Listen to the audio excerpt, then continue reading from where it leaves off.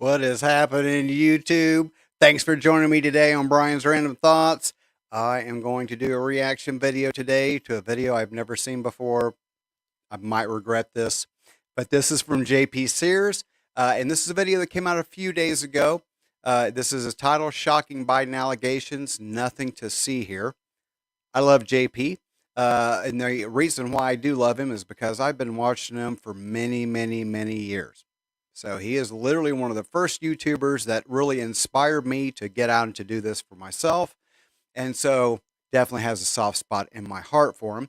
What we are going to do is I'm going to jump on over here, and because I've not seen this, I will try my best not to interrupt it, but I ain't making any promises. But I will definitely not stop it. We'll save the commentary for the end because ain't nobody watching this to listen to me anyway. So let's go ahead and jump on over here and let this bad boy play through here. Good evening, sheep. Our top stories tonight. Biden falls off his bike, which is not hilarious. No. Transgender athletes are now banned from women's swimming. The Clinton body count goes up. Shocker. Stephen Colbert's staff breaches the Capitol, and Biden's daughter's diary contains shocking accusations against him. What's it say? Stay tuned to find out. But first, we're proud to be building back better than ever now that the stock market is crashing, crypto is crashing, gas prices are through the roof, food shortages, record high inflation, and rising interest rates. As we are now in a recession, President Brandon reassures us that we are not heading into a recession. In other news, we don't know what the term gaslighting means. And happy Father's Day from this past weekend. President Biden celebrated Father's Day by falling off his bike while he was standing still. What an athlete. Let's see that again. Looks like Putin did it.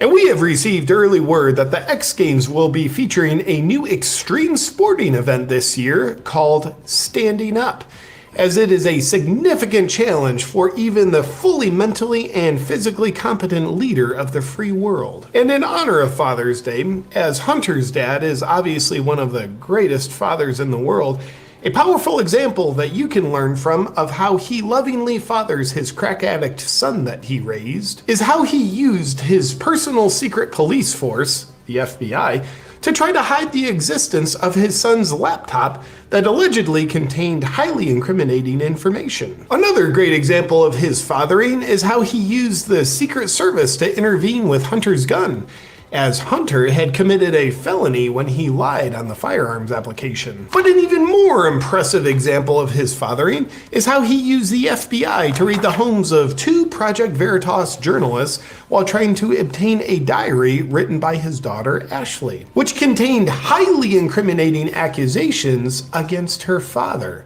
which is your president. For more on this endearing act of fathering, we'll throw it over to Tucker Carlson. So why were the FBI coming to the homes of employees at Project Veritas? What did they do? Were they involved in a human smuggling ring? Were they bringing fentanyl in from China and killing more Americans? No.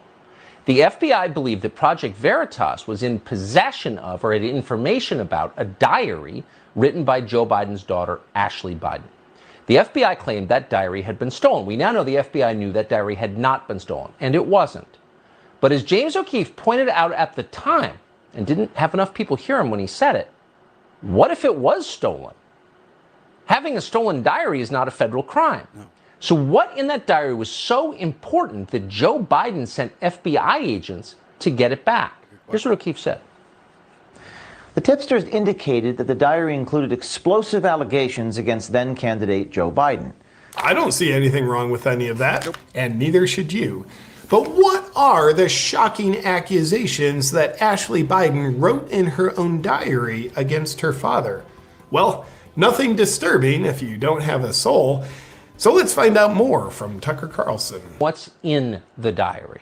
And now we know what's in the diary, thanks to a new piece in the Daily News, which has a copy of the diary. Josh Boswell is a reporter there at the Daily Mail. He broke this story, and he joins us with the answer. Hi, Tucker. Josh, thanks so much for coming on. What is this about? So we've looked at the diary. We've spent a lot of time considering carefully what to report from it, and what we've chosen to report are some pretty serious things that Ashley, the president's daughter, wrote. She wrote that she was musing over whether her father was sexually inappropriate with her when she was a little girl. She mentions in the diary showers with her dad. She also talks about them being probably not appropriate. She writes that down on one page in her diary. And she also refers to being hypersexualized at a young age. There's a lot of references in the diary to her repeated spells in rehab, her relapses with drug abuse, alcohol, and sex addiction as well. Just sounds like good fathering. And I do wonder why Biden is such a fan of sexualized drag shows for children. But some critics suggest that those shows for children are wrong, and that those same drag queens should follow Biden's example and stop dancing for children, for God's sakes, and just start showering with them instead. In other news, a former Clinton advisor named Mark Middleton has been found hanging in a tree with a gunshot blast to his chest. His death has obviously been ruled a suicide, which means yet another person heavily linked to the Clintons has unfortunately committed suicide. Wow, sounds like there's nothing to see here. So let's hear more. After a Freedom of Information Act request, it was discovered that Mr. Middleton admitted Jeffrey Epstein, who is a pedophile, another unfortunate suicide victim, and someone with heavy ties to the Clintons, into the White House on 7 different occasions while Clinton was in office. Mark Middleton also had the immense pleasure of flying on Epstein's private jet and is rumored to have been a major player in strengthening Epstein's relationship with Bill Clinton. I think this is nothing but heartwarming to hear, because we all know how important friendships are for having a happy life. But because Mr. Middleton didn't leave a suicide note, there's unfortunately no explanation for why someone committed suicide on him. And with countless Clinton associates having committed suicide over the years, we would like to thank the Clintons for altruistically spending so much time with vast numbers of suicidal people in what is obviously an attempt to try to help them. And in other news that hasn't been completely scrubbed from the internet for some reason, the original name for the Bill and Melinda Gates Foundation was the Bill and Melinda Gates Foundation for Population Control. Take a look. In 1998, Dr. Zabin became the founding director of the Bill and Melinda Gates Institute for Population Control, with a mission to help developing countries create their own reproductive health policies and programs. Huh. I wonder why they called it that. Moving along. On Sunday, the world's swimming governing body voted to ban transgender athletes from competing in women's competition. With a 71.5% vote in favor of the ban, spokesperson James Pierce said the reason for the ban is, it's what the scientists are saying, that if you transition after the start of puberty, you have an advantage, which is unfair.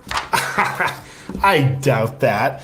I guess they haven't heard the latest science that stated there are no biological differences between men and women. Yet, because the non-existent differences are so distinct, some people will go through drastic hormone therapies and surgeries in order to have more of the biological differences of their chosen sex. Science is so exact sometimes that it's confusing. And with the banning of trans athletes, this marks the end of an exciting time in women's swimming. So to help commemorate the sad ending of the golden era in women's swimming, let's take a look back down memory lane at some highlights of some of the best biological males to have ever competed in women's swimming while they could. One of his best. One of his best.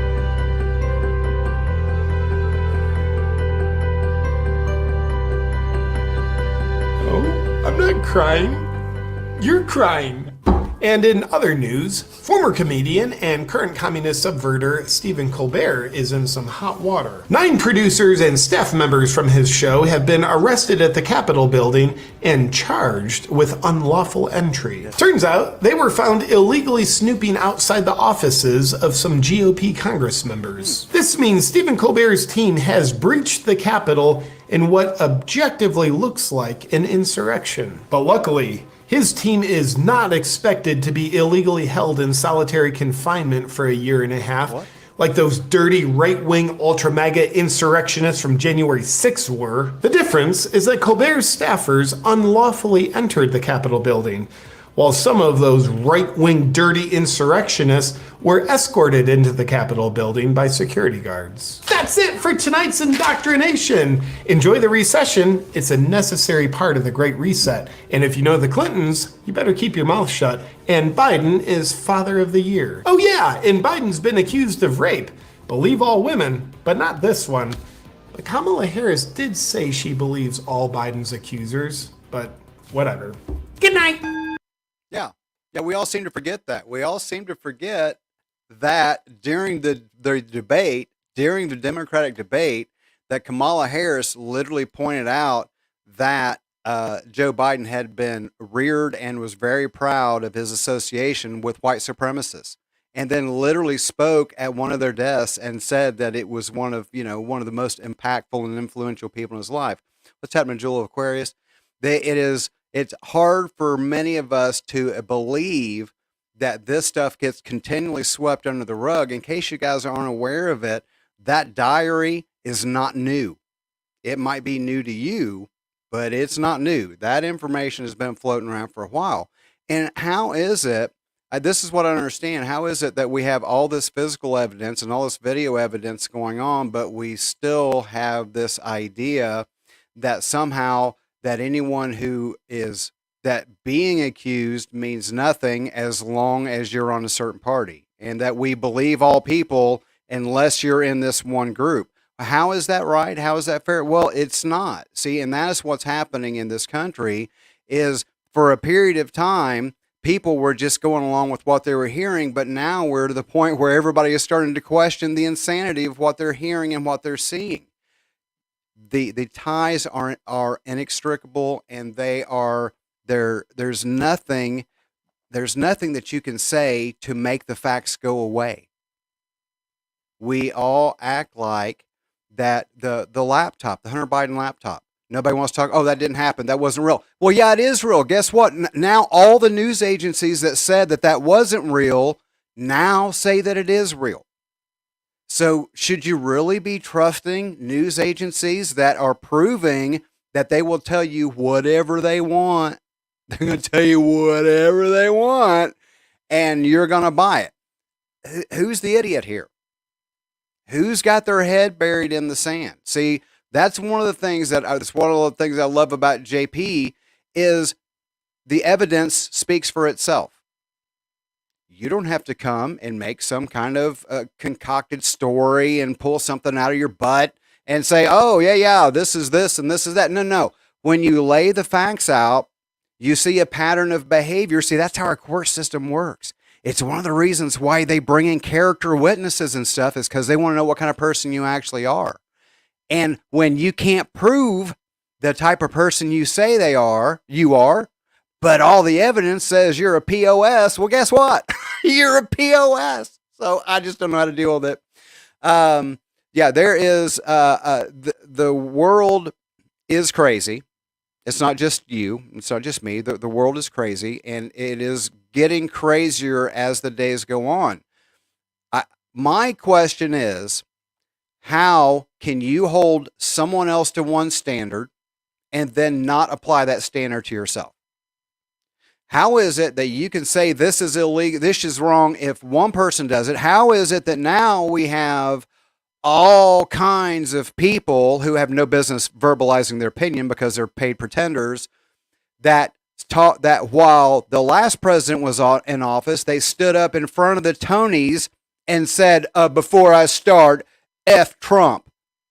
But then you move forward and that was repeated for 4 freaking years. You all sounded like a bunch of absolute numbskulls.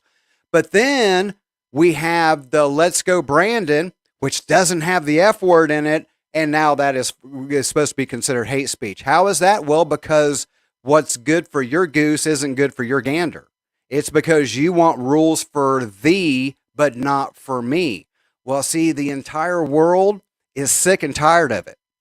Do you know how much we get made fun of? Do you know how much the United States gets made fun of? Watch foreign press. Watch foreign press. Pick one. Doesn't matter. Just pick one. Because they're all saying the same thing. We must all be drunks or drug addicts or just completely incompetent of understanding what we're seeing going on before us because everyone else sees it except for us. Well, you can believe what you want to believe. I choose to believe what I can back up with evidence. And this is physical evidence. This isn't someone saying my feelings got hurt and therefore what you did is a crime. No, this is I have physical evidence to present to you, but you guys want to ignore it because it doesn't match your narrative. Oh my gosh. And that's also the same people that will criticize other groups and organizations because they say you're a hypocrite. Well, maybe you should look up what hypocrite means. Hypocrite is when you say one thing, but you do the opposite.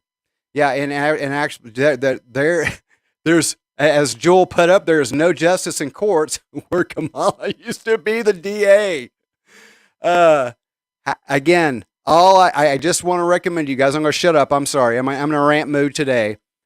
What I want you to do is go back in time to the Democratic nomination because I watched it. See, I don't know anybody else that watched it. I watched it. I want you to watch the Democratic debates that they had before they were picked, and then I want you to listen to what's being said by these Democrats, and then explain to me how now all of those statements are now lies and not true. They were said by Democrats.